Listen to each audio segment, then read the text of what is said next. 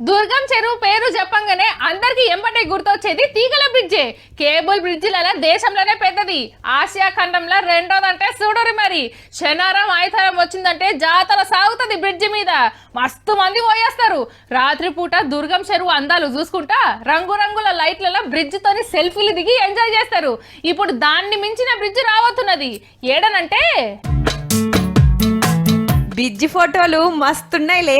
కట్టేది ఏడనో కాదు, మన కృష్ణానది మీదనే.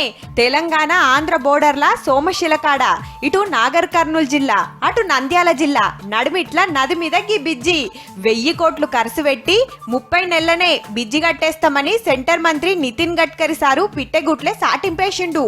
3 కిలోమీటర్ల దూరం 2 అంతరాలు కడతారట. మీదికెళ్లి బస్సులు బండ్లు పోతానికి 4 లైన్ల రోడ్డు, కింద నడుచుకుంటా ప్రకృతి అందాలు చూస్తానికి అద్దాల రోడ్డు, చుట్టుముట్టు పచ్చని అడవి, ఎత్తైన గుట్టలు, నడిమిట్ల నది, నది మీద బ్రిడ్జి. చెప్తుంటే అబ్బా అనిపిస్తుందిలే. అంతేకాదుల్లో హైదరాబాద్ కు తిరుపతికి 80 కిలోమీటర్ల దూరం సుత తగ్గుతుంది. దేశంలా ఇసొంటి బ్రిడ్జి ఇంకేడ లేదట. ఇటు కొత్తగా టూరిస్ట్ జాగా తయారైతది, అటు ఎంకన్న దర్శనం దబ్బునైతది. ఎక్కువేం టైం పట్టది. ఓ 30 నెలలు ఆగుర్రి, ఈ బ్రిడ్జి మీద సెల్ఫీలు దిగొచ్చు.